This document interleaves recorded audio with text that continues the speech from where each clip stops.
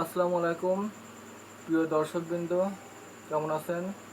আল্লাহর রহমতে সবাই ভালো আছেন। তো আমি আজ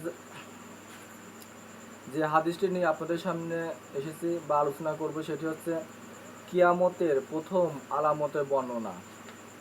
হ্যাঁ বন্ধুরা, আমি আজকে আপনাদের সামনে যে আমাদের ভবিষ্যতে সবাইকে মানতে হবে, বিশ্বাস করতে হবে যে কিয়ামত হবে, একদিন সবাই চলে যাব এই দুনিয়া থেকে। তো আমাদের সবারই বিচার হবে হাসরের ময়দানে, এবং দুনিয়ার ধ্বংসের যে বিভৎস রূপ হবে তার নামে কিয়ামত, এবং সে কিয়ামতের প্রথম আলামত কী হবে তার বর্ণনা আমি এখন আপনাদের সামনে পড়তেছি। তো হযরত আনাস বিন মালিক রাদিয়াল্লাহু থেকে বর্ণিত, রাসূলুল্লাহ সাল্লাল্লাহু আলাইহি ওয়াসাল্লামের মদিনায় আগমনের খবর ইহুদিদের বিশিষ্ট আলেম হযরত আব্দুল্লাহ ইবনে সালাম রহমতুল্লাহ এর কাছে পৌঁছলে একদিন তিনি হযরত রাসূলুল্লাহ সাল্লাল্লাহু আলাইহি ওয়াসাল্লামের খেদমতে এসে বললেন, আমি আপনাকে এমন 3টি প্রশ্ন করব যার উত্তর প্রকৃত নবীগণ ব্যতীত অন্য কেউ জানবে না। তারপর বলল, কিয়ামতের প্রথম আলামত কি? বেহেশতীরা বেহেশতে প্রবেশ করার পর প্রথম কি খাবেন?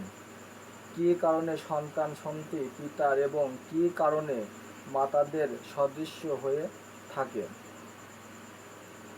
রাসূলুল্লাহ সাল্লাল্লাহু আলাইহি ওয়াসাল্লাম তাকে বলল, হযরত জিবরাইল আলাইহিস সালাম এক্ষুনি আমাকে এ সম্পর্কে অবহিত করে গেছেন।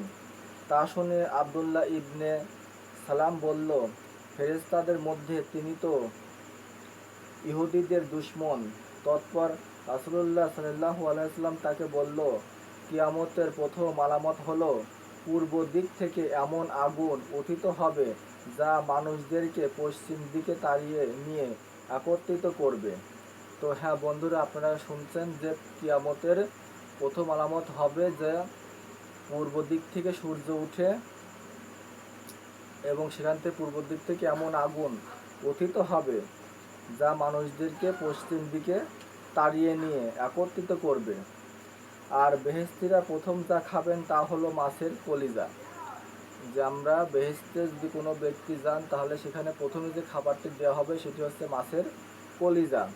আর সন্তানের সাথে পিতার সাদৃশ্যের কারণ, সঙ্গমকালে যদি পুরুষের বীর্য আগে বের হয় তখন সন্তান পিতার সাদৃশ্যপূর্ণ হয়ে থাকে। তো বন্ধুরা, আমরা অনেকে বলি যে এই সন্তানের আচার ব্যবহার মার মতো হয়েছে এবং এই সন্তানের আচার ব্যবহার বাবার মতো হয়েছে। তো আপনারা হয়তো বুঝতে পারছেন যে কী কারণে এটি হয়। তো যদি বাবার বীর্য আগে বের হয় তাহলে সেই সন্তানের আচরণ সে পিতার মতো হয়, এবং তার বাদ বাকিটুকু আপনারা বুঝতে পারতেছেন। একথা শুনে হযরত আব্দুল্লাহ ইবনে সালাম রহমতুল্লাহ বলে উঠলেন, আমি সাক্ষ্য দিচ্ছি নিশ্চয়ই আপনি আল্লাহর রাসূল। তিনি আরও বললেন, হে আল্লাহর রাসূল সাল্লাল্লাহু আলাইহি ওয়াসাল্লাম, ইহুদিরা এমন এক সম্প্রদায় যারা মানুষের উপর অপবাদ আরোপ করে থাকে, তাই আপনি তাদেরকে প্রশ্ন করার পূর্বে তারা যদি আমার ইসলাম গ্রহণের খবর জানতে পারে তাহলে অবশ্যই আপনার কাছে আমার অপবাদ রটাবে।